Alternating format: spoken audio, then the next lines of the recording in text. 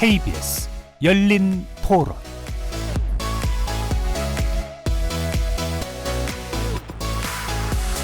안녕하십니까. KBS 열린 토론 정준희입니다.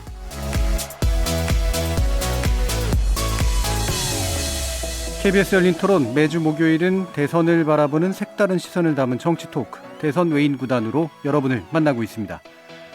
이제 20대 대선이 40여일 앞으로 다가왔네요. 이번 대선은 부동산 대선이라고 해도 과언이 아닐 만큼 각 후보들이 경쟁적으로 내놓고 있는 공약이 바로 부동산 정책에 연관돼 있습니다. 문재인 정부 들어서 집값이 고공행진을 기록하면서 부동산 정책에 대한 불만이 커졌고 급기야 정권 교체 여론의 이유 중 하나가 부동산 문제로 꼽히고 있기 때문일 텐데요. 문제는 너도 나도 쏟아내는 공약들이 엇비슷한 데다 현 정부 실책을 만회하겠다는 이유로 정책에 있어서 나름 괜찮았던 방향마저 반대편으로 돌리고 있는 게 아닌가 싶다는 거죠. 집이란 인간이 살아가는 데 필요한 요소 중에 하나인데요. 하지만 우리나라에선 집이란 존재를 단순히 거주하는 곳으로만 보지 않는 게 사실이기도 합니다. 부동산 가격에 따라서 사회적, 경제적 계층까지 달라져 버린 경험이 있기 때문인데요. 오늘 대선 외인 구단에서는 집과 부동산의 가치에 대해서, 그리고 이번 대선과 부동산 관계에 대해서 조금은 색다르지만 근원적인 질문을 던져 답을 구해보려고 합니다. 정치 외곽에서 이번 대선을 날카롭게 지켜보고 있는 세 분과 함께 대선 외인 구단 지금 시작합니다. KBS 열린 토론은 여러분이 주인공입니다. 문자로 참여하실 분은 샵 9730으로 의견 남겨주십시오. 단문은 50원, 장문은 100원의 정보 이용료가 붙습니다. KBS 모바일 콩 그리고 유튜브를 통해서도 무료로 참여하실 수 있고요. 이제 콩에서도 보이는 라디오로 만나실 수 있습니다. 시민 논객 여러분의 뜨거운 참여 기다리겠습니다. KBS 열린 토론 지금부터 출발합니다.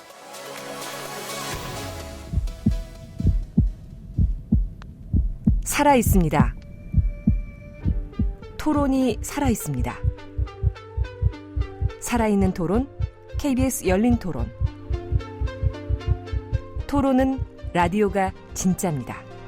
진짜 토론, KBS 열린 토론.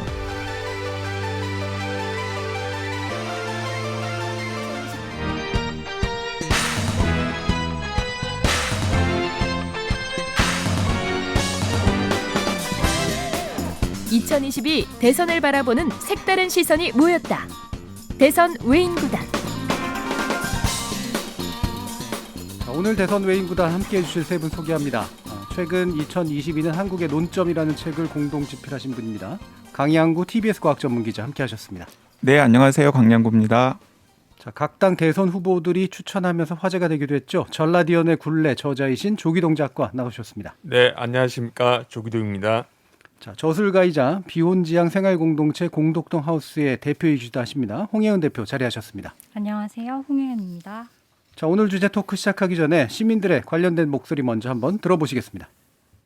서민들이 집을 갖게 되기가 어렵게 됐으니까 조금 쉽게 가질 수 있도록 원점으로 돌려야 되지 않겠어요, 이제? 그 안정이 된다면 모든 게 또 안정이 되잖아요. 우리 모두가 그 부동산에 꼭 갖고자 하는 건 아니어도 거기에 신경을 많이 쓰다 보니까. 갑자기 급등하는 부분이 있다 보니까 그러니까 예상치 못한 정책을 피다 보니까 그런 부분에 혼란이 많이 있었어요. 집이 여러 채인 분들 같은 경우는 몇 억씩 벌었다고 하지만 일반 시민들 같은 경우의 입장에서는 열심히 노동력을 통해서 생활을 하더라도 좀 상대적으로 나는 오히려 더 많이 퇴보된 것 같다. 솔직히 말하면 후보들에게도 별로 기대하지는 않거든요. 공약을 많이 봤는데 다 마음에 안 들더라고요. 다들 좀 터무니없는 공약을 내세우시는 것 같기도 하고 도움되는 게 하나도 없는 것 같은? 대출이라도 좀 잘해줬으면 좋겠다. 집값이 올라가는 거는 그럴 수 있는 부분이라고 생각하긴 해요. 어쩔 수 없는 부분인 것 같긴 한데 근데 대출까지 막아버리니까 아예 할 수 있는 게 없더라고요. 전 개인적으로 종부세 찬성이에요. 당연히 내야 한다고 생각하고요. 일단은 내가 살고 있는 어떤 집의 가치가 올라갔으면 그거는 내야 하는 게 맞는 것 같아요. 아파트를 한 칸 마련하려면 너무 돈이 많이 들어가고 세월이 많이 가는 거예요. 지금은 이제 희망을 못 하게 돼 있어요. 자, 오늘 부동산 문제 얘기하려고 하는데요. 세 분이 부동산 전문가는 아니시고요. 또 정치인도 아니세요. 또 경제 전문가도 아니십니다. 하지만 나름의 시각에서 부동산 문제에 대한 입장들이 있으실 게 분명한데 먼저 상당히 좀 무겁습니다만 근원적인 질문을 드리도록 하겠습니다. 집이라는 존재에 대한 의미 부여인데요. 대단히 주관적인 문제일 수도 있겠습니다만 그래도 가장 집에서 오래 사셨음직한 분께 먼저 여쭤보는 게 좋을 것 같네요. 강현우 네. 기자님. 아니 계속 왜 나이를 강조하세요? 아 이것도 차별 아닙니까? 경험의 순서입니다. 네. 아 저는 그 사실 부동산 하면은 진짜 나와서 뭐 말을 섞을 만한 자격이 없는 사람 같아요. 왜냐하면 고루한 답변을 드릴 수밖에 없는데 저는 집을 생각하면은 가장 먼저 사용 가치를 떠올리거든요.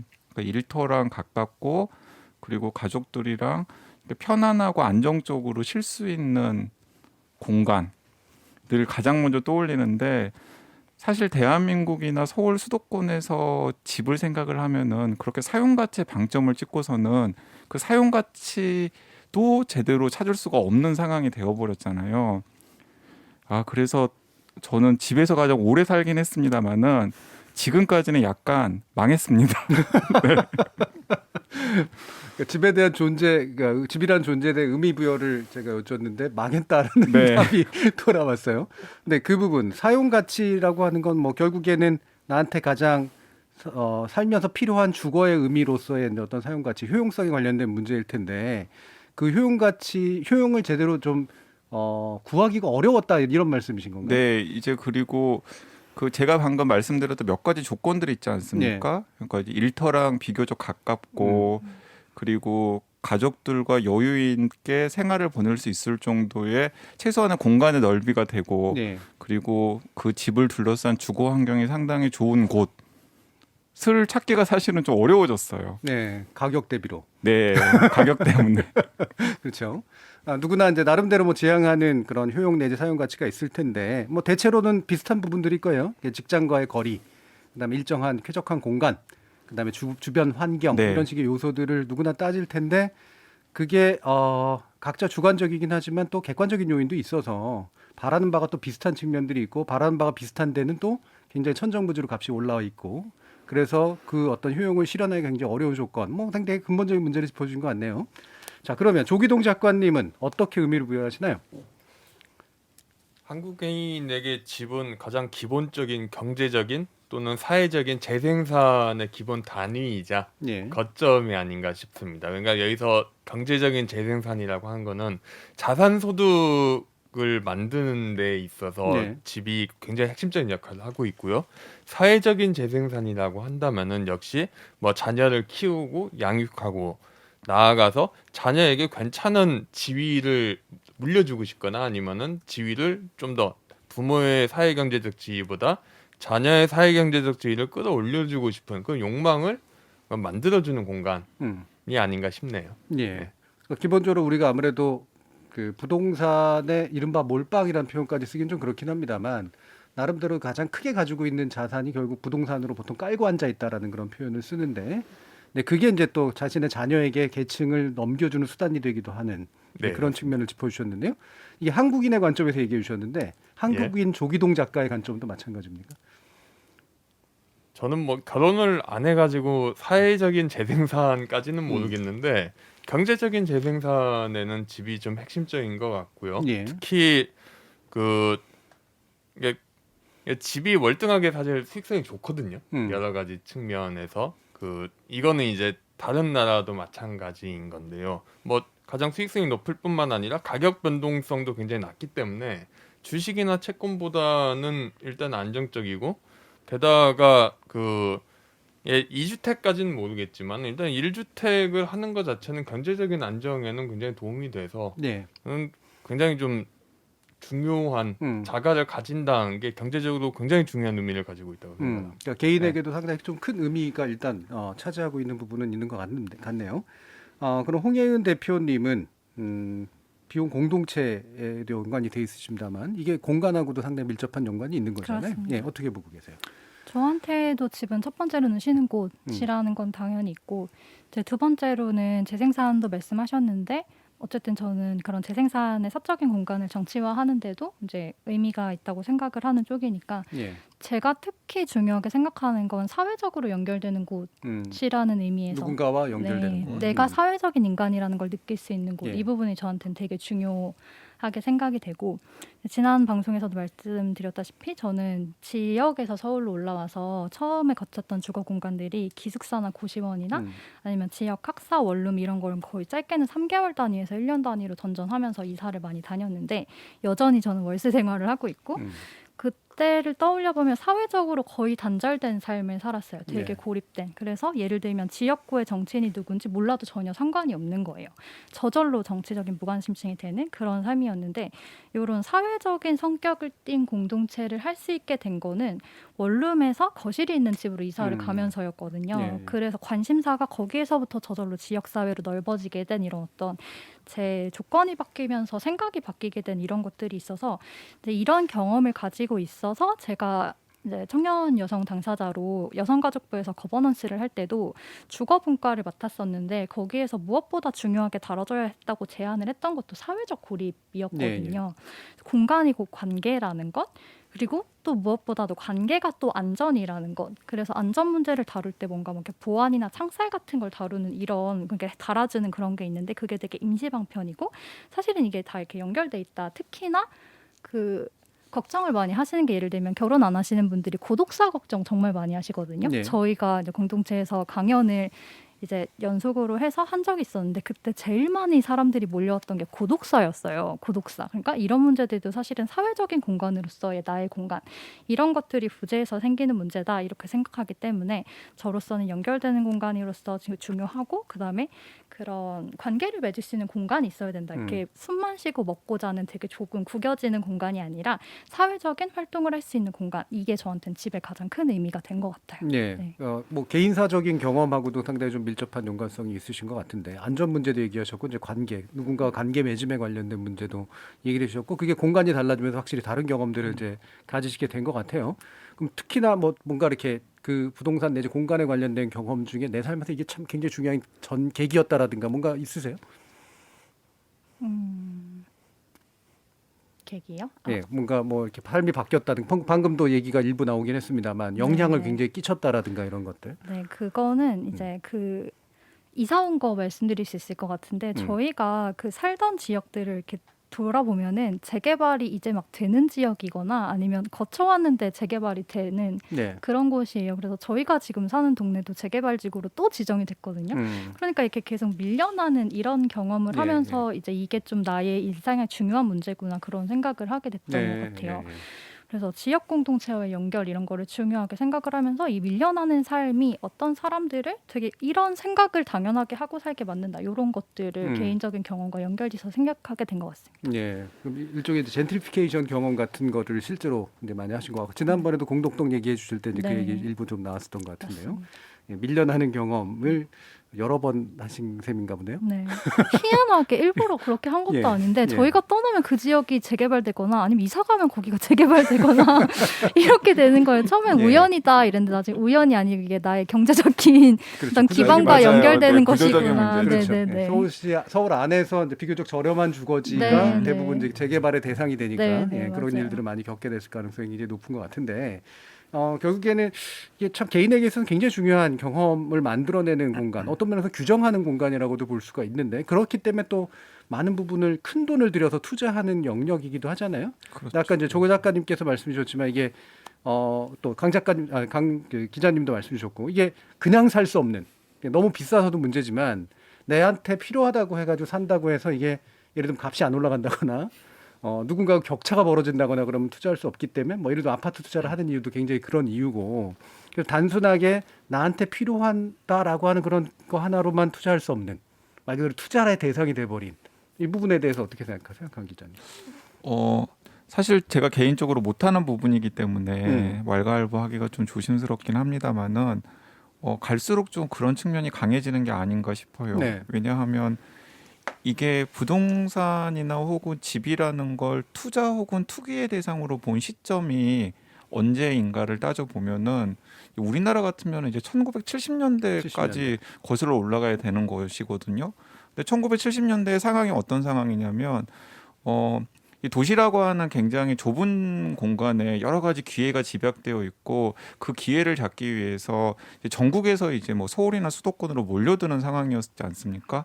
당연히 서울에는 그 기회를 잡기 위해서는 살 곳들이 필요한데 그 살 곳들은 제한적으로 공급이 되기 때문에 당연히 이제 70년대 소설 같은 것들을 봐도 이 집을 얻고자 하는 투쟁이라든가 집을 얻고자 하는 여러 가지 노력들이 소설의 소재로 많이 등장하는데 이제 거기에서부터 이 집과의 이 애증의 한국 사람들의 애증의 관계가 시작된 것이라고 봐야 될 것으로 보이는데요. 그런데 지금 수십 년이 지난 상황에서 여전히 그것이 해결되기보다는 오히려 중폭되고 있는 것이 아닌가라는 네. 생각이 들어서 한편으로는 씁쓸하기도 하고 한편으로는 약간 열패감이 드는 것도 사실입니다.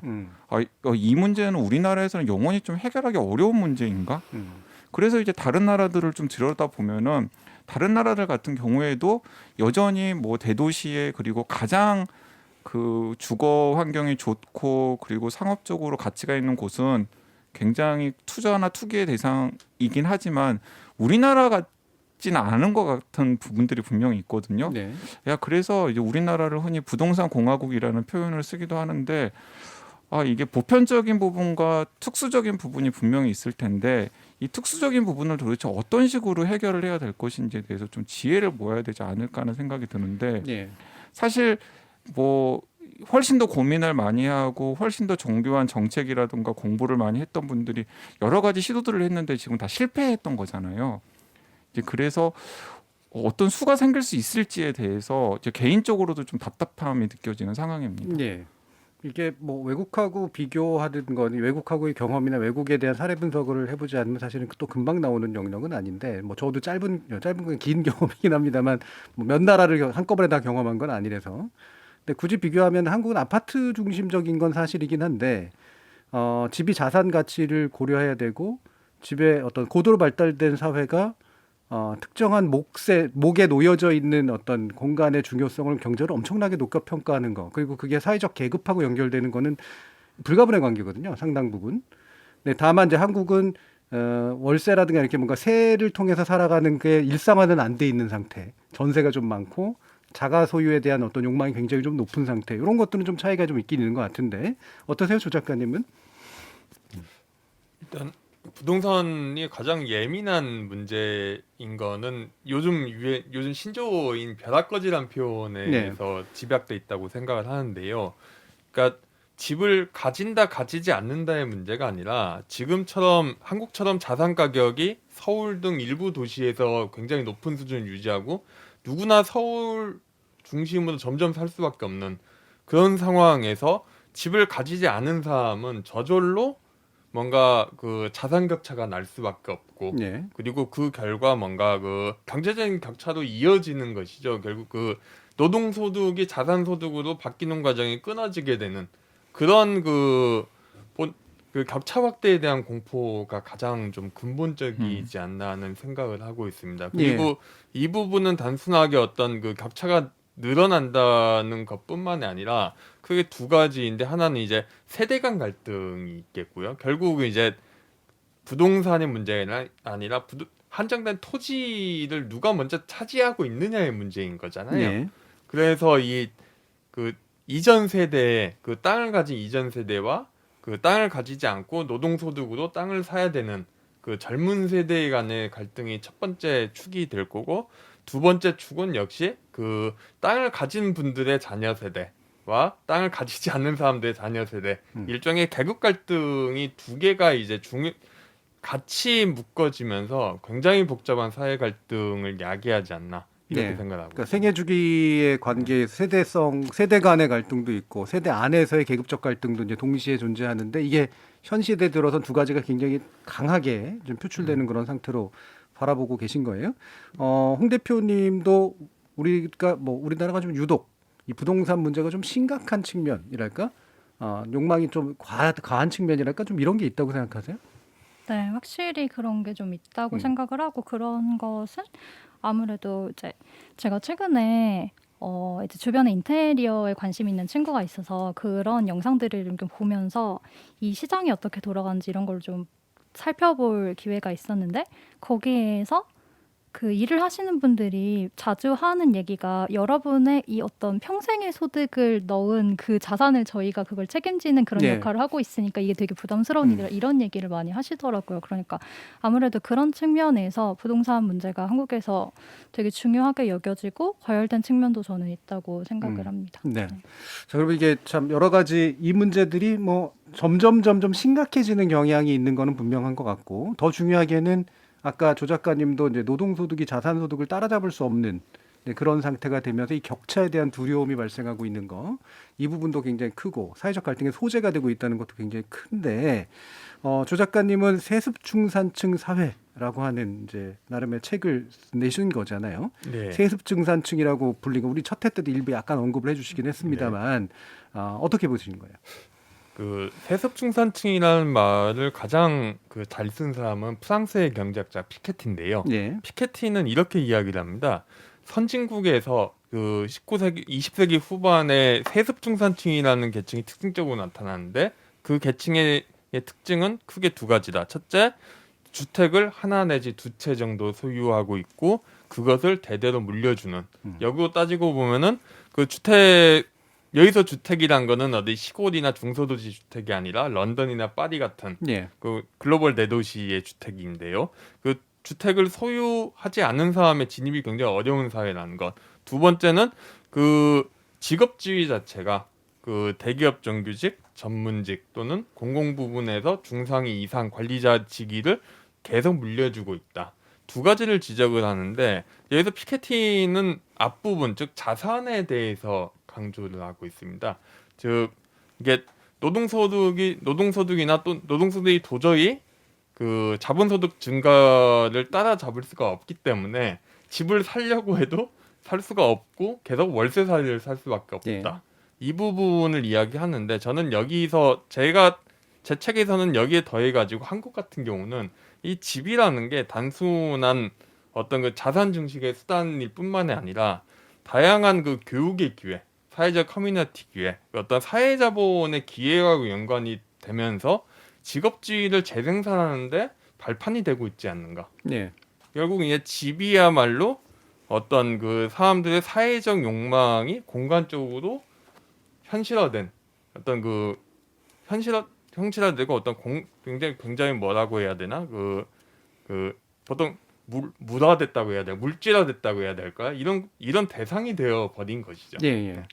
사실 상류층은 전통적으로 원래 세습되는 거고, 그다음에 그 하층은 어쩔 수 없이 똑같은 계급을 이제 물려받게 되는 건데 중산층이 가장 불안정하잖아요. 중산층이 불안정성을 극복하기 위해서 이제 창출해낸 수단이 부모 세대가 가지고 있는 자산을 최대한 물려주는 것, 그게 부동산이고, 그다음에 그 자산을 통해서 키워진 일종의 교육 투자 이런 것들을 통해서 문화적 자본들을 이제 만들어주는 것, 이제 이것으로서 이제 세습을 물질화한다. 이렇게 이해할 수 있겠네요. 그러면 뭐 실제로 이건 뭐 우리나라뿐만 아니라 외국에도 많이 나타나는 현상이라고 이제 피케티 얘기도 좀 해주셨는데, 지금 우리 젊은 세대들이 뭐 물려받았는지 안 물려받았는지 모르겠지만 영끌까지 해서라도 그 어떤 대열에 들어가야겠다라고 느끼는 것은 상당히 현실적인 능력 측면이 좀 있는 것 같아요. 네, 저는 그렇게 생각합니다. 그러니까 많은 언론이나 혹은 기성세대에서 이 젊은 세대들의 이 영끌해가지고 부동산을 사는 것에 대해서 사실은 부정적인 시각으로 보도를 하고 또 부정적인 시각으로 논평을 하는 경우가 많이 있잖아요. 근데 저는 이게 전형적인 그런 문제인 것 같아요. 개인 차원에서는 굉장히 합리적인 대응인데 그 개인 차원의 합리적인 대응이 이렇게 다 모아놓고 보면은 굉장히 비합리적인 결과를 낳는 경우들이 종종 있잖아요.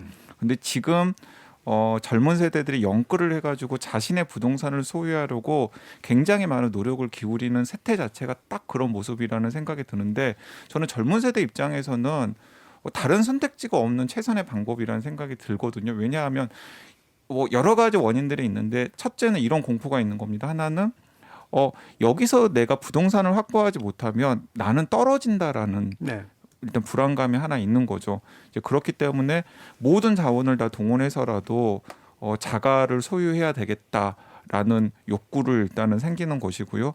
근데 이제 거기서 이제 하나 더 이제 나아가면은 왜 그러면 꼭 그렇게 해야 되느냐라고 생각을 해보면, 왜냐하면 젊은 세대들이 무엇인가 할 수 있는 기회들이 다 서울이나 수도권에 집중되어 있거든요. 그리고 그런 서울이나 수도권에서 계속해서 일자리를 구하고 그리고 가족을 꾸리고 재생산을 하고 그리고 또 자신이 가지고 있는 어떤 것을 재생산한 자녀들에게 뭐 이렇게 계승을 해주기 위해서는 이 공간을 지켜야 되는데, 이 공간을 지키기 위한 최소한의 조건이 이 공간에서의 부동산을 가지고 있는 것이잖아요.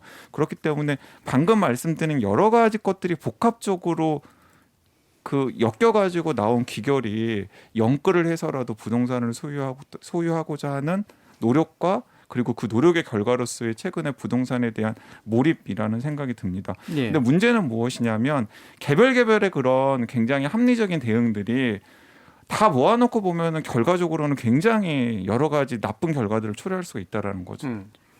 그러니까 그게 이제 나쁜 결과를 초래한다라는 게 대표적으로는 이제 그게 가수요를 실수요로 바꿔냄으로써 이제 부동산 가격이 계속해서 올라가게 네. 만드는 그 값을 지탱하는 이제 그런 동력이 되는 것이기도 하고, 이들이 이제 돈을 그렇게 이제 끌어당겨서 써야 되기 때문에 다른 어떤 가처분 소득이 굉장히 줄어들게 되는 현상 같은 것도 나타날 네, 테고. 그리고 결과적으로는 지금 젊은 세대들이 그 가처분할 수 있는 소득이 없기 때문에 할 수 있는 것이라면 부채를 동원하는 수밖에 없거든요. 그렇죠. 근데 이제 그 부채를 동원해 가지고 영끌을 해서 집을 소유하고자 하는 여러 가지 정책들이 낳는 부작용들은 한두 가지가 아니잖아요. 네.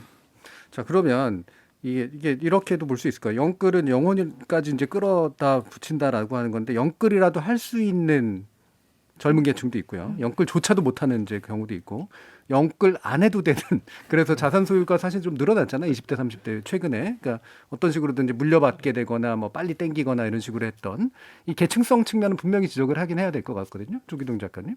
네, 그 서울 아파트는 저는 이제 저뿐만 아니라 많은 어떤 부동산 전문가들의 합의된 사항이라고 한다면은, 서울 아파트는 그 부부가 대기업 정규직으로 맞벌이를 해야만 살 수 있는 굉장히 좀 비싼 제야라는 것이고, 그 대기업 정규직의 소득이 더 빠르게 오르기 때문에 그 서울 아파트 가격이 오를 수밖에 없다. 네. 뭐 이런 식의 설명을 많이 하는데요. 이걸 뒤집어서 이야기하면은 결국 부동산 가격의 격차, 주거의 격차는 고스란히 소득의 격차를 반영하는 것이면서 네.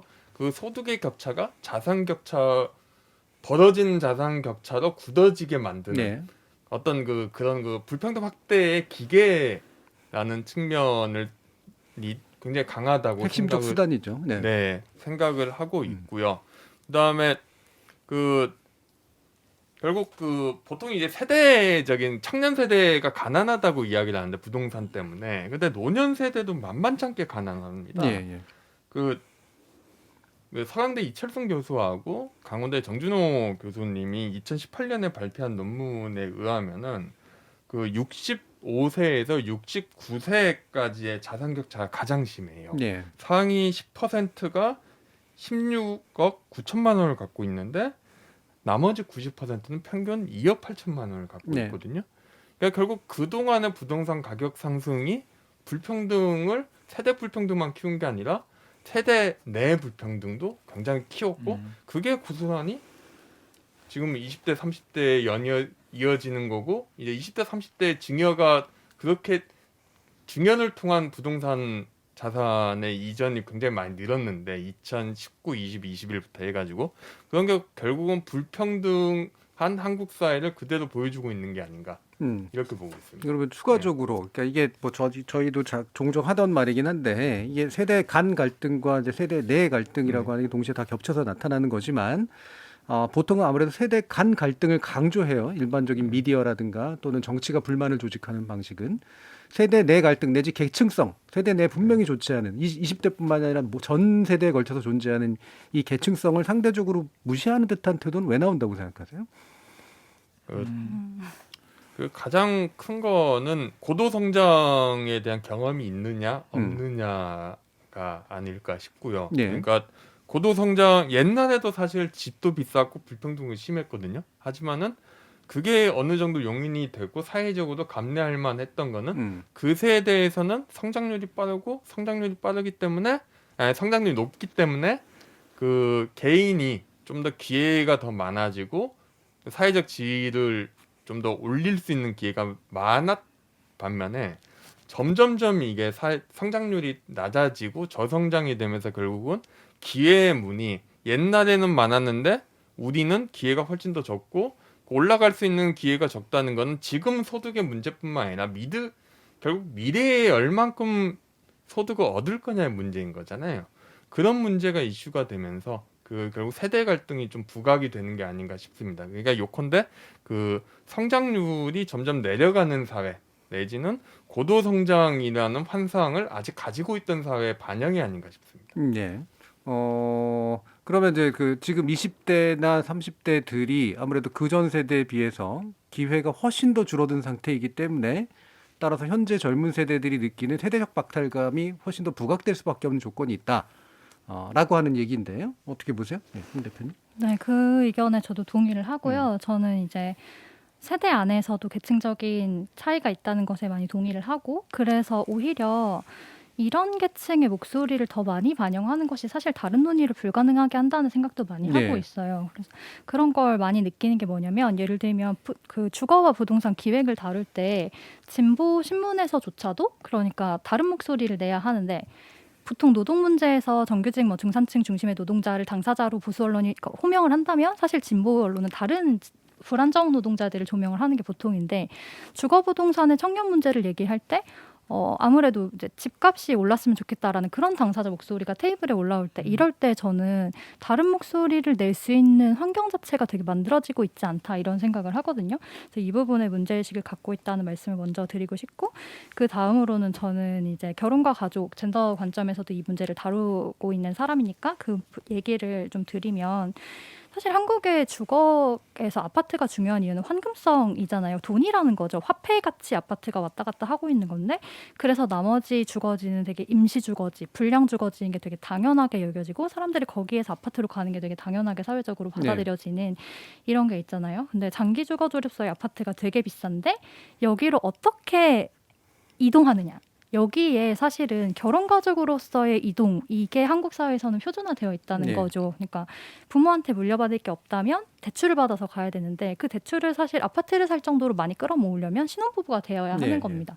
그러니까 최소한 결혼을 해야 이 어떤 중산층으로 이동에 탑승할 수 있는 그런 구조가 되는 건데, 근데 사실은 지금 큰 문제가 되고 있는 것 중에 하나는 결혼을 안 하고 싶어하는 사람들이 많아지고 있다는 거잖아요. 그리고 이 안에는 사실은 이유가 다양한데, 그 이유 중에서도 엄마의 삶을 보면서 나는 저렇게는 살고 싶지 않은데? 라고 여기는 어떻게 보면 똑똑한 젊은 여성들이 많이 늘어나고 있는 거고, 사실은 또 자기 어머니와 주변의 가족을 보면서 그렇게 살고 싶지 않은 남성들도 많이 늘어나고 있단 말이죠.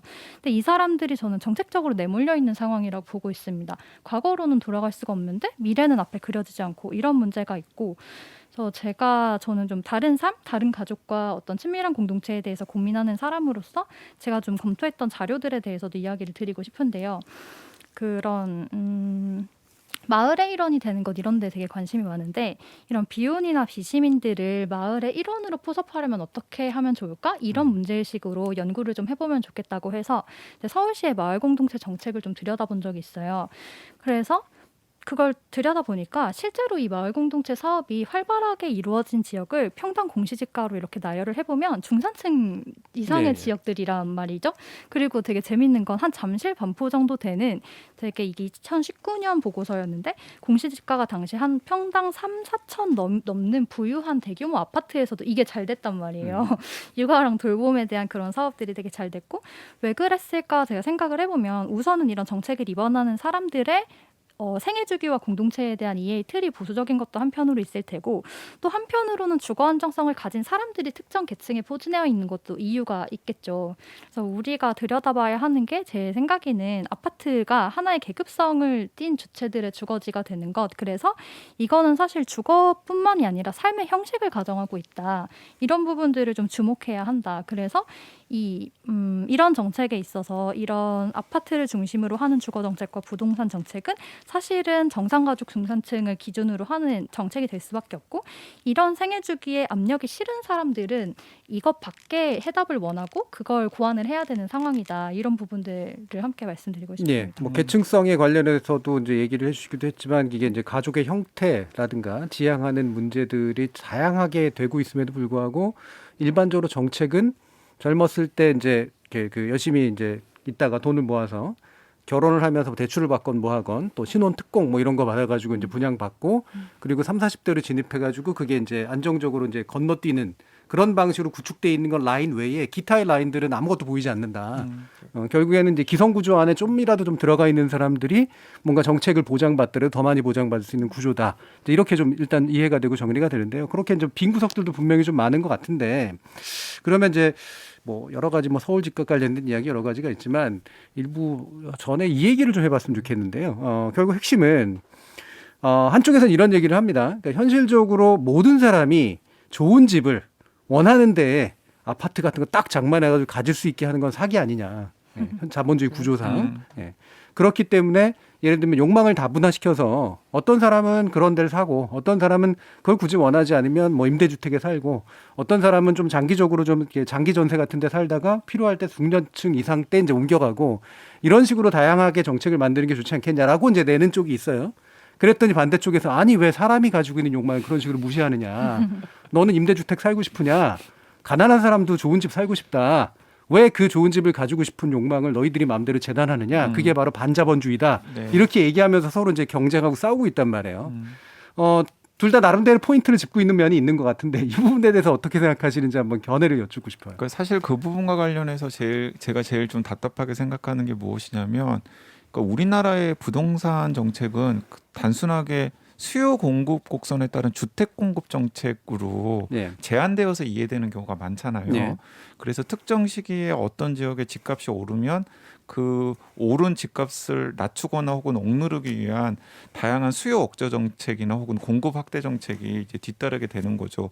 근데 이제 그 와중에 이제 무엇이 부재하냐면은 전체적인 국토를 어떤 식으로 재구성해서 개발을 할 것인가. 큰 시야가 없죠. 네, 큰 시야가 없습니다. 이제 큰 시야가 없다 보니까 저는 악순환이 된다라고 생각해요. 왜냐하면은 이거 지금 서울이나 수도권에 집중되어 있는 욕망을 국토의 재배치나 혹은 재개발을 통해서 어떤 식으로 분산시킬 것인가에 대한 이야기가 없으면 욕망의 대상은 항상 서울이나 수도권이 되는 거잖아요.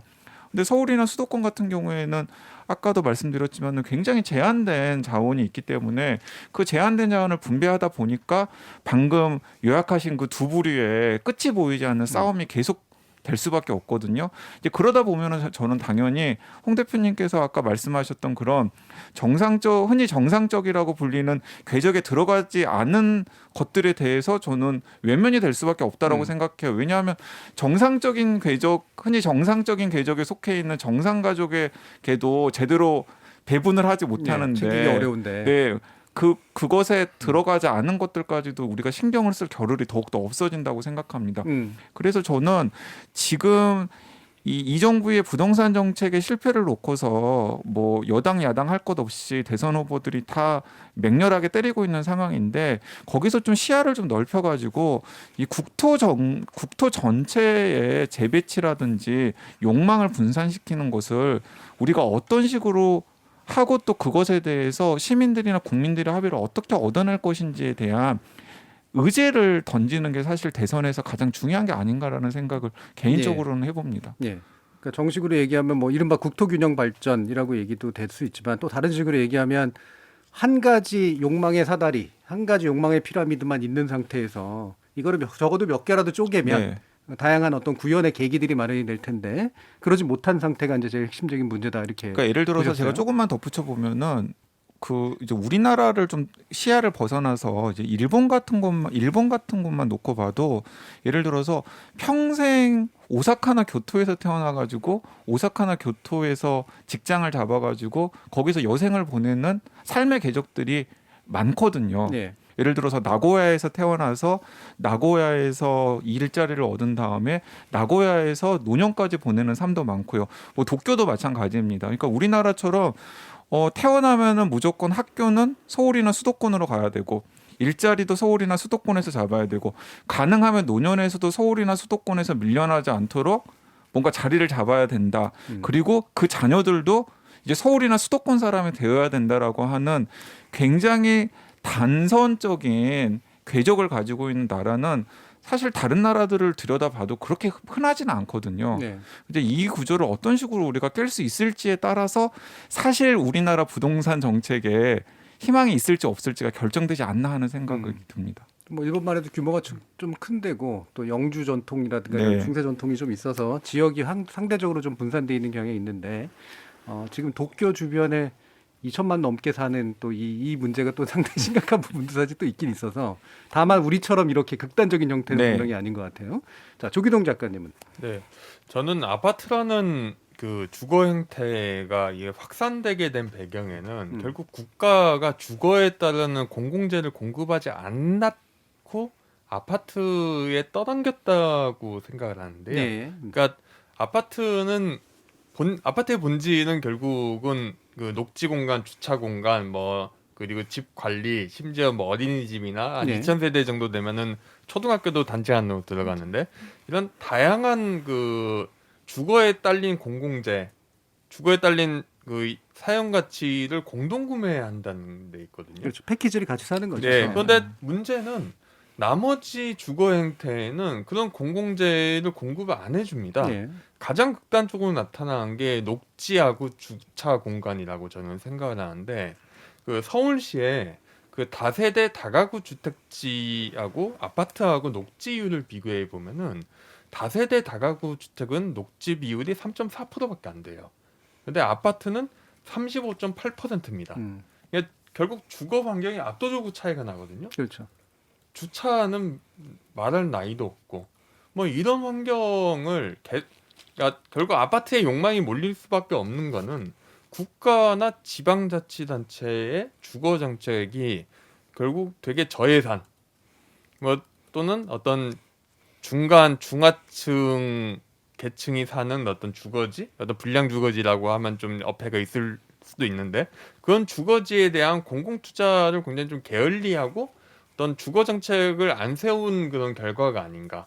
그리고 아파트뿐만 아니라 다른 주거지에서도 훌륭하게 뭔가 삶을 만들 수 있게 해줘야 되거든요. 네. 이런 부분이 있고 대표적인 게 또 교육이겠죠. 제가 보통 이제 한국에서 계층 분화나 아파트 문제에 대해서 흔히 이야기할 때 많이 사례가 드는 게 양천구 사례인데요. 양천구 관내 초등학교가 한 30군데 정도 있습니다. 그런데 양천구 특징이 목동을 정점으로 해가지고 굉장히 계층 피라미드가 확고하거든요. 예. 근데 초등학교 그 학업 성취도 평가 2011년 기준 성적을 그 1등부터 높은 순부터 낮은 순까지 세워 보면은 정확히 아파트 가격하고 일치합니다.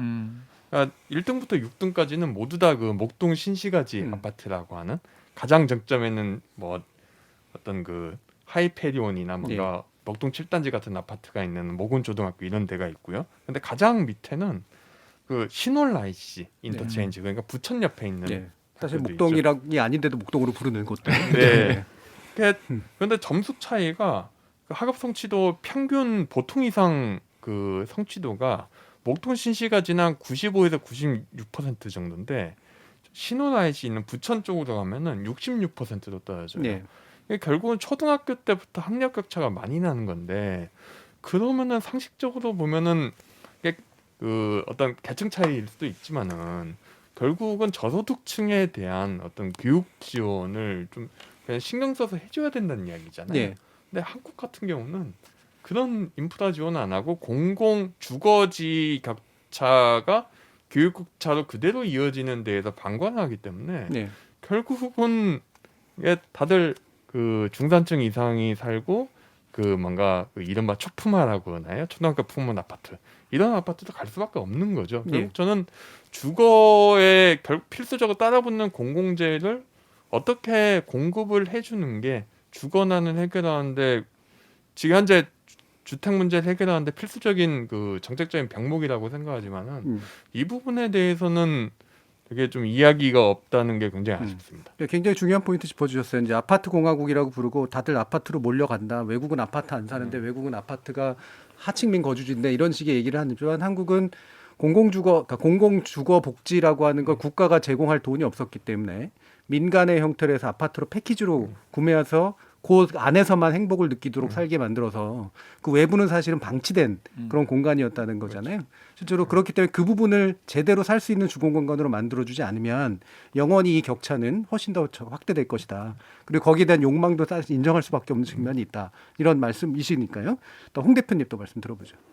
저 아까 전에 그 개개인의 욕망은 어쩔 수 없는데 그 욕망들이 모여서 사회 문제를 만들어낸다는 그 설명이 저렇게 설명하면 되는구나 이렇게 생각을 했어요. 왜냐하면은 저는 사실은 욕망이 나쁘냐 이런 말을 하는 게 뭔가 석연치 않은 구석이 네. 계속 있다고 생각을 했거든요. 그래서 제가 계속 말씀을 드리는 건 사회 전체가 어떻게 될 건지를 왜 말하지 않지? 이 부분이 항상 좀 곤란을 느끼는 부분? 그러니까 욕망만 다루면 사실 아까 같은 기획이 나온다고 생각을 네. 합니다. 그러니까 당사자의 목소리를 들어보자. 저는 대출 많이 받아서 집값이 올랐으면 좋겠는데요. 당사자가 이렇게 말을 하는데요. 이거는 정말 나쁜 구도라고 생각을 하는데 그런 측면에서 이 욕망이 어떤 미래를 만들어갈 것인가에 대한 논의가 더 필요하다고 생각을 했고 들으면서 그리고 저희 같은 경우에도 이 아파트는 들어갈 수도 없고 들어가게 되더라도 누군가가 찢어져서 들어갈 텐데 왜냐하면 저희는 지금 9명 정도가 모여 있는데 공동체를 형성하기가 어렵죠. 네, 맞습니다. 그러니까 주거지별로 공동체가 분리되는 현상에 저희는 문제의식을 굉장히 많이 가지고 있고 그래서 이 안에도 지금은 한 20대에서 30대 정도가 있으니까 모주택자들이고 그렇지만 나중에 기대소득이 높은 친구라든지 아니면 집에서 계속 이제 결혼하면 아파트를 주겠다는 그런 딜이 들어오는 네, 딜이 들어오거나 이런 상황이 될 때 우리가 장기적으로 그러면 결혼을 해야죠. 근데 또 이제 그러다가 아파트가 다른 자녀의 순위로 넘어가고 이런 그렇죠. 현상들이 있는데요. 네. 그래서 이제 그런 것들을 생각해 볼 때 이건 장기적으로 커뮤니티의 문제다라는 생각을 많이 합니다. 그러니까 한국 사회가 미국에 비해서 분리가 덜 된 사회다 이런 얘기가 원래는 있는데 저는 이게 점점 더 계층별로 쪼개지고 굉장히 많이 분리될 가능성이 높아요. 네, 점점 더 그렇게 될 것이다. 거기에 핵심에는 부동산 문제가 있다 이렇게 생각을 하거든요. 왜냐하면 자산별로 갈 수 있는 동네가 정해져 있고 아까 말씀드린 대로 내 자식은 잘 키우고 싶은데 초품화 아파트를 가고 싶은 것 이런 욕망들이 계속 부추겨지고 있기 때문에 사실은 그게 아닌 형식으로 어떻게 하면 우리의 문제를 풀 수 있을까 이게 저희의 초유의 관심사 주거와 부동산에 대한 그런 식으로 되어 있고요.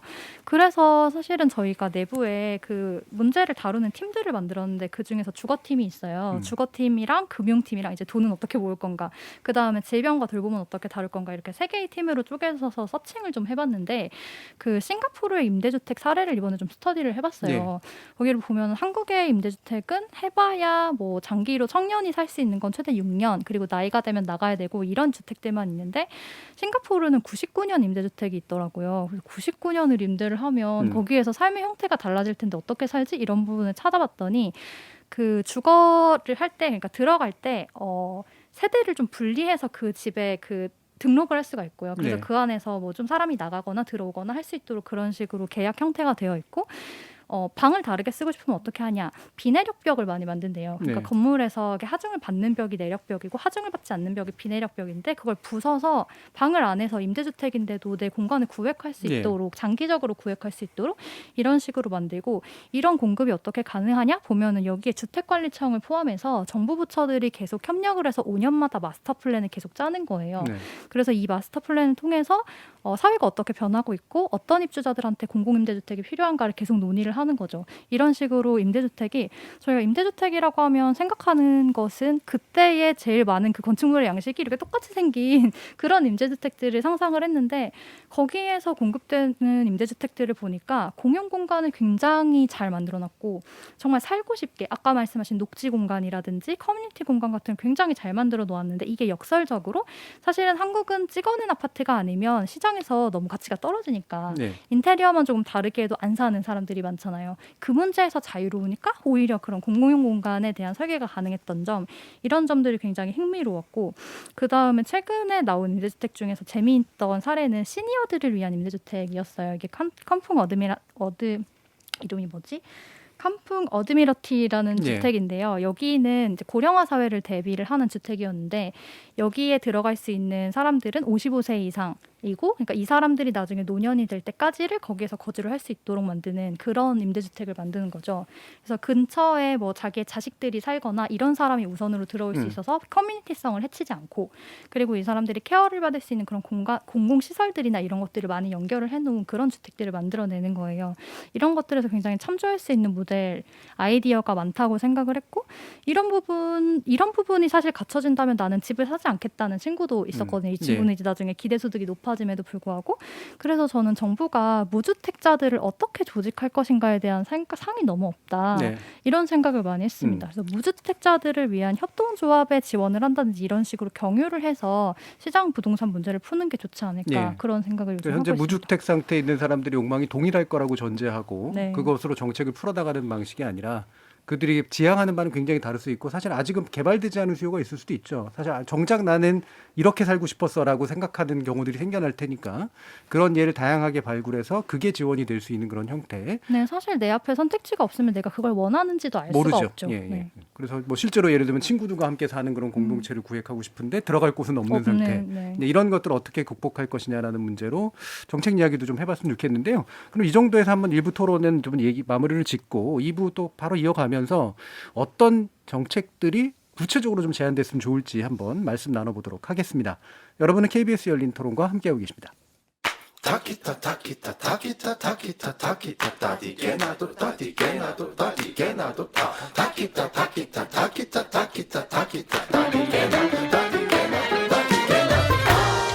물음표가 느낌표로 바뀌는 순간 KBS 열린 토론.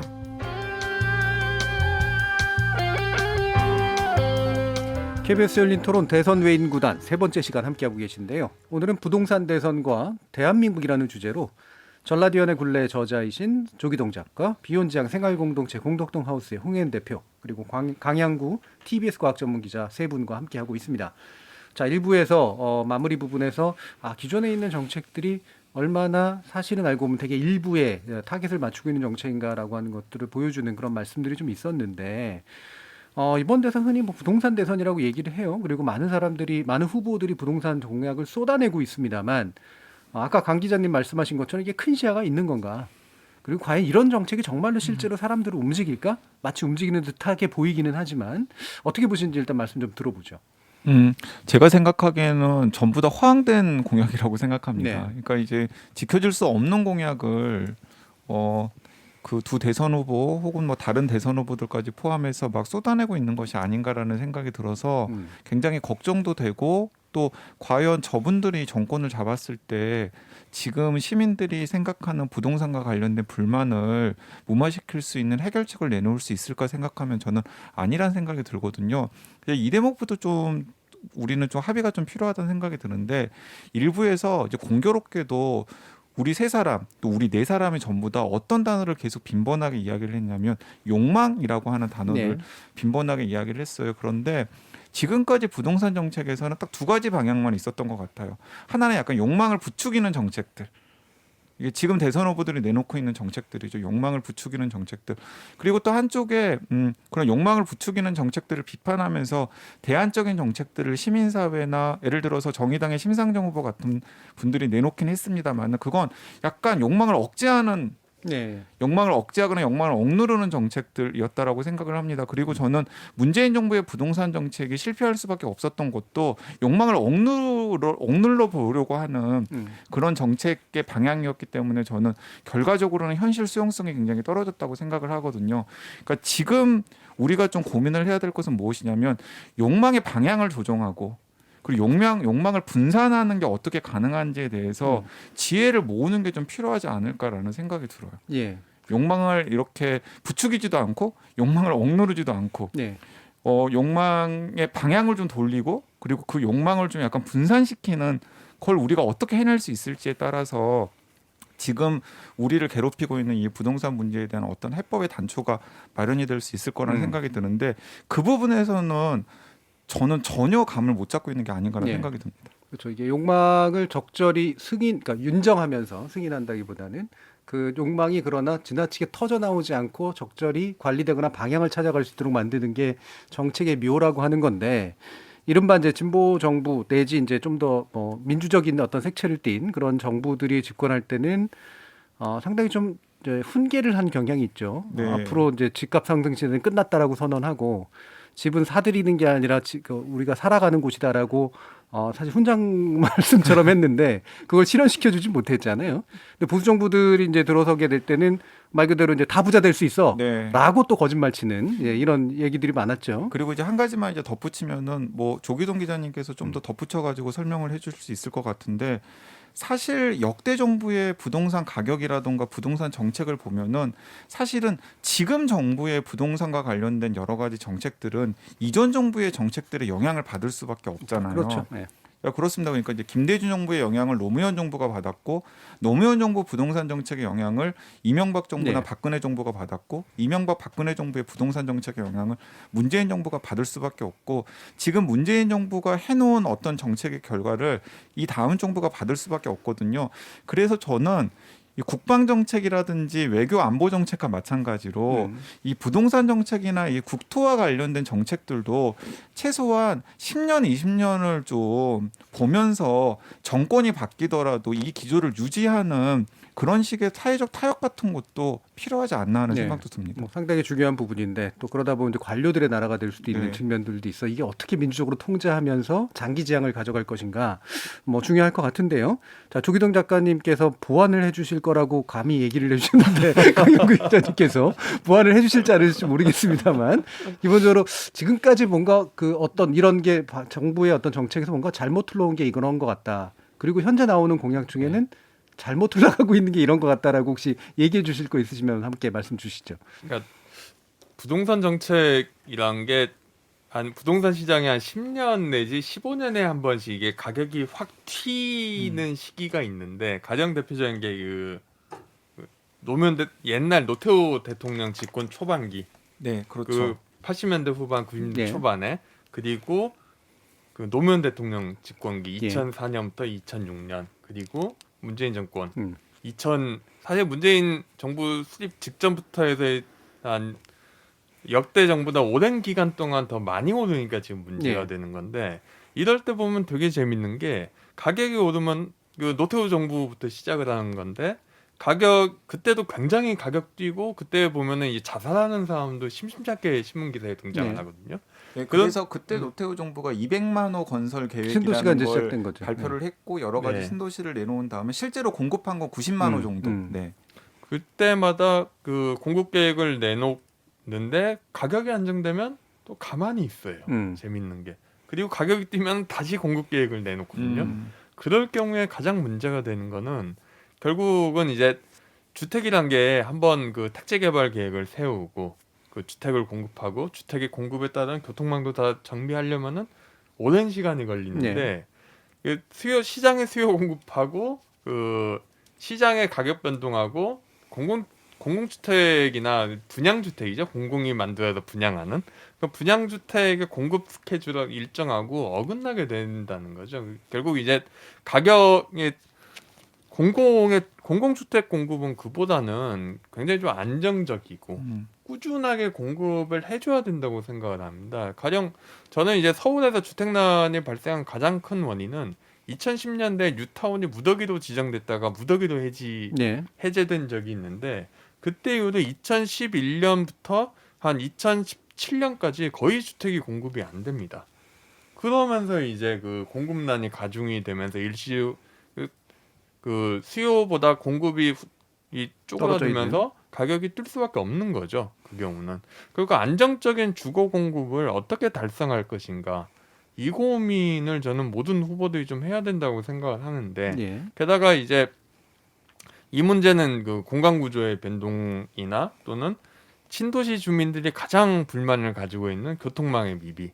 아직도 김포 같은 데는 교통망이 없어가지고 이제 출퇴근할 때 어려움을 겪고 있고 이 부분은 그 일산과 분당 정도 일기 신도시를 제외한 나머지 그 90년대 후반 이후 건설된 그 경기도 외곽의 신도시들이 공통적으로 겪는 게 대중교통망이 없다는 거거든요. 결국 택지 개발만 일시적으로 많이 했지 장기적인 교통망 확충 안 하니까 좀 그런 식의 좀 종합적인 마스터 플랜이라면 마스터 플랜 또는 좀 공공주택이나 공공주택 내지는 그 공공의 교통망 확충 계획을 장기적으로 좀 안정되게 할 필요는 꽤 있을 것 같고요. 저는 주택 정책이 지금 대선 후보 정책이 다들 좀 난백상을 보이고 다들 신뢰하지는 않잖아요. 유일하게 신뢰하는 거는 그 보수 정당 내지는 국민의당 정도 후보가 집권할 때 부동산 세금을 깎아줄 것이다. 네. 이 정도를 제외하면은 아무것도 신뢰하지 않는 데에는 결국은 그 토지 공급이란 게 굉장히 어려운 부분인데 그 부분에 대해서 별다른 고민 없이 남는 땅이 있으니까 그거 그냥 아파트 지으면 될 거야라는 꽤 굉장히 좀 무책임한 주장을 하고 있고, 두 번째로 그런 정책을 역대 정부들이 다들 이야기를 했지만은 실제로 강양훈 기자님이 말씀하신 것처럼 계획하고 실제 주택 공급하고는 괴리가 굉장히 컸는데 현실화된 적이 그 발표만큼 현실화된 적이 거의 없다는 거죠. 이미 시장에서 공급 계획이 신뢰성이 없다는 게 두 번째일 거고, 세 번째는 이제 홍 대표님이 말씀하신 것과 괴가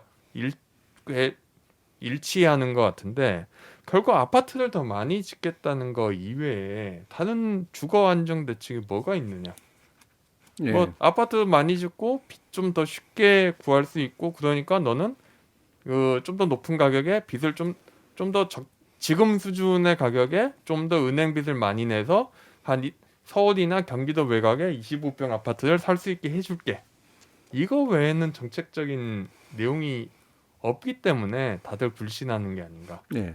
이런 생각이요. 방금 그 얘기를 해주셔서 이제 약간의 이제 그 곁다리 얘기로, 그러니까 그 뉴타운 지지구가 이제 사실 지정을 했는데 안 될 것 같으니까 다들 해지해 달라고 또 요구를 해가지고 이제 해지가 된 거잖아요. 네. 그러면서 이제 박원순 서울시장, 그 당시 서울시장이 마을 살리기 같은 방식으로 이제 돈을 약간 돌렸죠. 그래서 주거 환경 개선 사업 같은데 돈을 꽤 썼는데 그 뒤로 거기에 대한 불만도 사실 좀 지역별로 좀 있고, 그다음에 그 뒤로 이제 또 집권한 데서 뭐 혼자서 이제 공급 막아놓고선 쓸데없는 데 돈 썼다 또 이런 식으로 뭔가 이렇게 되게 정쟁적인 요소들이 좀 있었단 말이에요. 어떻게 보세요? 약간 민감한 이슈인 것 같은데요. 예. 저는 일단 박원순 시장의 정책 자체가 꽤 그 결국 주거라는 게 굉장히 빠르게 노후화가 되거든요. 그렇죠. 예. 저희가 생각하는 것보다. 그러니까 그 아파트의 구조를 보면은 요즘 유행하는 뭔가 포베이 구조라고 할까요? 이런 구조형의 아파트가 등장한 지 한 4년, 5년밖에 되지 않습니다. 그리고 아파트 구조들이 한 5년 정도면 다 바뀌어요. 그 말인즉슨 아파트 또한 자동차보단 주기가 길지만은 계속 뭐 사용 가치가 떨어지고 새 아파트가 더 좋은 내구 소비재라는 거죠. 그렇다면은 좀 더 시장에서 재개발을 풀어주는 게 저는 맞다고 일단 생각을 하고요. 두 번째로 이 부분이 문제인데, 양쪽 다 저는 문제가 있다고 생각을 하는데, 결국 공공이 해야 될 것과 시장이 해야 될 것을 잘 구분하지 못하지 않나. 결국 이거는 공공이 거의 대부분 이제 택지 개발, 대단히 택지 개발이라는 것도 이제 전두환 시대의 유산인데, 그 80년대식의 개발 독재 시기에 통하던 대단히 택지 개발이나 재개발이 뒤따르는 고밀도 개발에 계속 거의 유일한 대안처럼 이야기하는 게 지금 문제가 아닌가 싶습니다. 뭔가 좀 다른 식의 정책 대안을 활발하게 모색할 필요가 있지 않나. 다만 어느 정도 시장의 움직임을 좀 풀어둔 상태에서 이렇게 좀 정책을 펴야 계속 현임도 그러고 다음 임기에 있는 지자체 운영하시는 분도 그러고 정책적 안정성을 가지고 갈 수 있다고 생각합니다. 저는 그 부분에 대해서는 짧게만 코멘트하면은 그 뉴타운 정책과 그 박원순 전 시장의 했던 마을 만들기를 좀 결합을 시켰으면 어땠을까?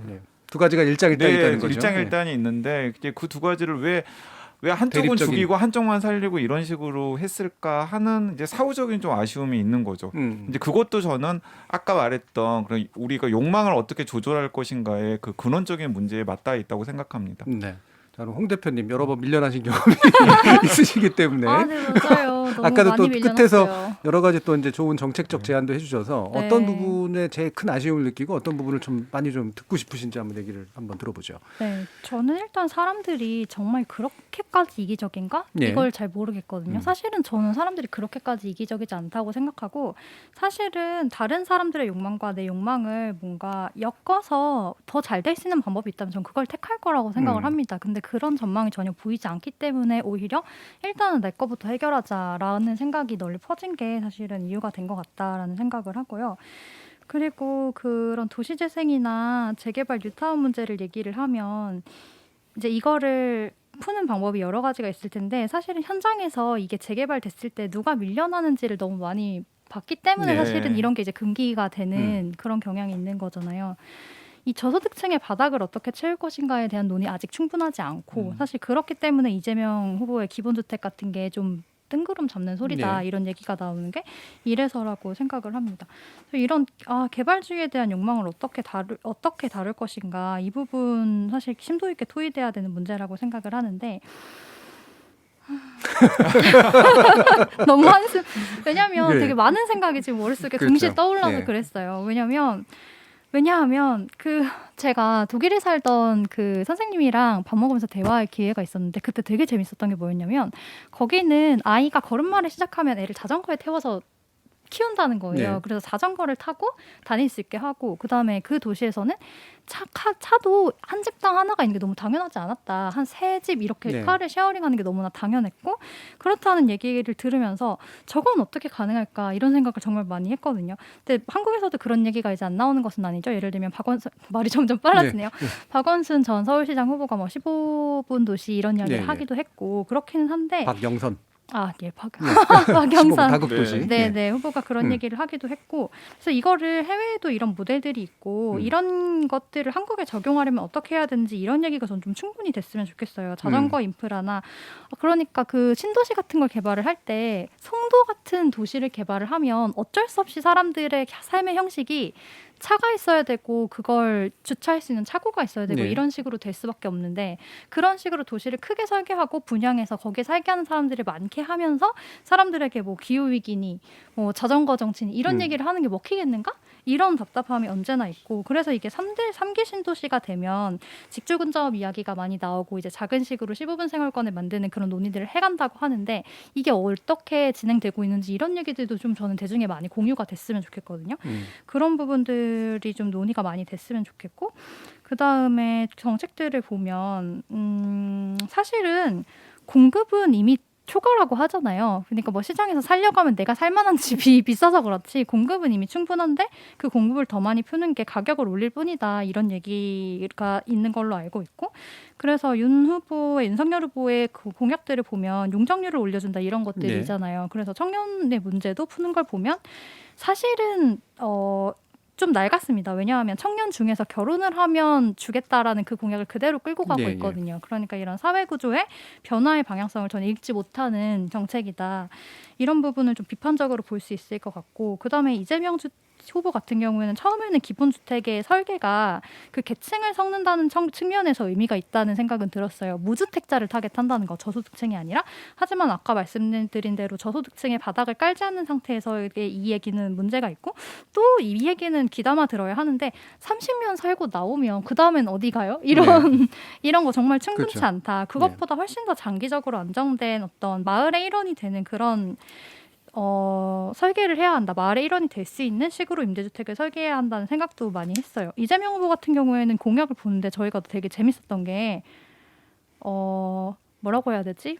이걸 어떻게 순화해서 표현하지? 때리는 건 잘하시더라고요. 때리는 거. 네. 그래서 거기에 뭐 깡통 전세를 강력 처벌, 근절, 그다음에 공직자들의 부동산 문제를 강력 처벌은 엄청 길어요. 네. 근데 다른 부분 되게 짧아요. 그래서 이것은 뭐가 싫어서 그 사람을 찍는 그런 정치를 하게 한다. 그래서 이거는 좀 문제가 있다. 이런 생각을 많이 했고 심상정 후보 같은 경우에는 저는 방향은 맞다고 생각해요. 네. 방향은 맞는데 예를 들면 세입자 정책이 있고 주거에 대한 그 수당을 지금 기초생활수급자에게 주는데 무주택자들에게 주거 수당을 준다는 것도 사실은 뭐 다른 후보들과 조금 차별되는 부분이고 그리고 또 여기서 볼만한 것은 공공주택에 여기에 딱 쓰는 표현을 보면 다양한 계층과 집단이 지역사회에 공존하는 커뮤니티 주택, 이거 제가 얘기한 거잖아요. 이걸 써놓기는 했거든요. 그리고 네. 이제 친환경 녹색주택 이런 거를 써놨고, 그 다음에 또 좀 재밌게 볼 수 있는 건 분양을 했을 때 사람들에게 싼 값에 주고 그 다음에 그것을 다시 공공기관에 되팔도록 해서 수익을 환수하는 것, 이것도 장기적으로 봤을 때는 부동산 문제를 해결할 수 있는 좋은 방법이고 방향이라고 생각을 하는데, 문제는 이제 이게 될까라는 생각을 했을 때 그게 약간 사람들에게 장기적인 비전과 실현을 할 수 있는가에 대한 것에서 사람들이 충분히 설득이 되지 못하는 것 같고, 그리고 아까도 말씀드렸다시피 사실은 무주택자한테 그냥 주거 수당을 뿌리는 것은 좀 아쉽기는 해요. 왜냐하면 이건 그냥 시장의 월세를 올리는 식으로밖에는 네네. 사실 되지 않을 거다라는 비판을 너무 쉽게 마주할 수 있어서, 오히려 무주택자들을 조직하는 방향으로 주거 협동조합에다가 지원을 해서 그것이 이제 사람들의 주거 문제를 해결을 하고 동시에 시장가에는 영향을 주지 않게 하는 방향으로 이런 식으로 갔으면 어떨까, 이런 생각을 좀 많이 해봤습니다. 예. 여러 가지 그 후보들에 대해서 네. 예, 지금 면밀하게 다 검토를 해가지고 얘기를 해주셨는데요. 하나만 더 얘기 예. 드리면, 안철수 후보는 저는 청년 구글 캠퍼스 이런 게 이제 청년 주거 안에 들어가야 된다라는 이런 것이 되게 청년에 대한 네. 고정관념에서 나온 것이 아닌가, 이런 얘기도 저희끼리 했거든요. 왜냐하면 네. 이걸 지금까지 안 한 게 아니거든요. 왜냐하면 청년주택 종류를 막 박원순 정부 때 이것저것 서울시에서 풀었는데 그 중에서 도전숙 이런 거 있었어요. 네. 그 도전숙이 뭐냐면 창업하는 뭐 청년들 뭐 이런 사람들한테 드론 날리는 사람들한테 드론하는 주택 주고 그런 거였는데, 그것도 되게 무섭거든요. 그런 얘기하면 사람들이 약간 그렇게만 청년을 볼 수 있느냐라는 비판에 이미 직면을 한 그것을 똑같이 끌고 왔다는 점에서 이런 것도 비판할 수 있다. 네. 그런 생각을 했습니다. 말씀이 마침 나온 김에 여러 가지 또 부동산에 관련된 후보들의 정책에 또 귀가 솔깃한 부분과 하지만 또 현실성 부분에서도 또 약간 촌스러운 부분까지 좀 지적을 해주셔서요.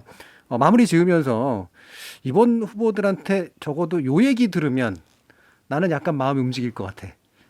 물론 마음이 전혀 고정이 돼 있을 수도 있을 것 같은데요. 혹시라도 이 사람이 이렇게까지 생각을 해봤나라고 한다면 어떤 것들이 좀 있을까? 제가 어려운 질문인지는 모르겠는데 그래도 요 얘기는 한번 좀 들어보고 싶다. 또는 뭐 방향이 됐건 아니면 구체적인 정책이 됐건 간에 기대하시는 바가 있어 한마디씩 한번 더 들어보도록 하죠. 조 작가님부터 한번 말씀 주시겠어요? 저는 결국 서울의 아파트라는 문제는 다가구 주택 단지 문제하고 네. 같이 간다고 생각하는데, 양쪽의 주거지를 약간 주거지의 키높이라고 할까요? 그거를 어떻게 맞춰줄까? 이걸 좀 강력하게 주장하는 후보가 있었으면 좋겠다는 생각을 합니다. 네. 누구도 그 이야기를 하지 않거든요. 심지어 심상정 후보나 진보정당 후보들도 굉장히 좀 추상적인 공약 네. 정도나 청년 공약 위주지, 결국 이게 주거의 사용 가치가 무엇인지에 대해서 근본적인 질문을 하지 않는다는 거죠. 그 부분을 좀 이야기해주는 후보가 있으면 제가 표를 던질 수 있을 것 같습니다. 예. 키높이라 그러니까 똑같이 아파트처럼 맞출 것 같지만 그건 아니라 주거의 어떤 복지 차이가 있는 것들을 보정해주는 그런 정책을 누군가가 낸다면 움직일 수 있을 것 같다고 했습니다. 잘 들어보시기 바라고요. 자, 홍 대표님 말씀.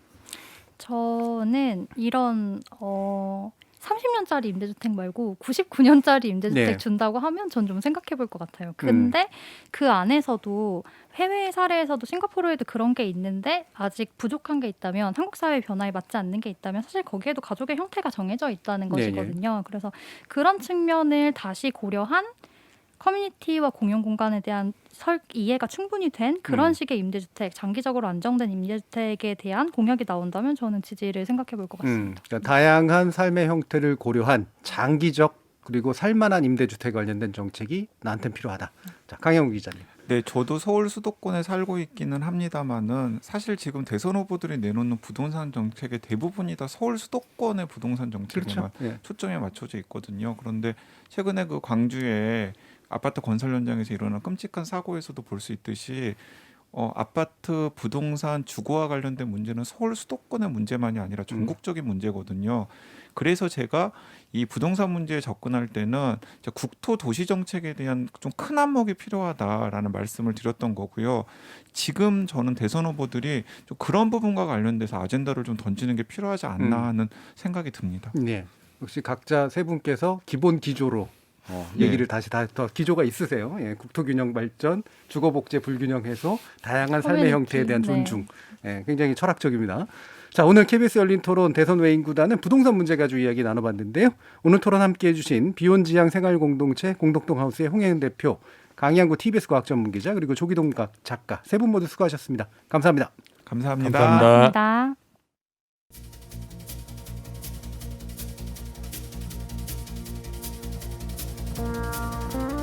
제가 속한 세대가 20대에서 30대를 거쳐갈 때에는 솔직히 집을 소유한다는 건 꽤나 먼 미래의 일로 받아들여졌습니다. 실제로도 그로부터 상당히 먼 훗날에나 저한테 이루어진 일이기도 하고요. 그동안 너무나 많은 이사를 한 나머지 주민등록 등본에 주소 이력을 표시하기 싫을 정도인데요.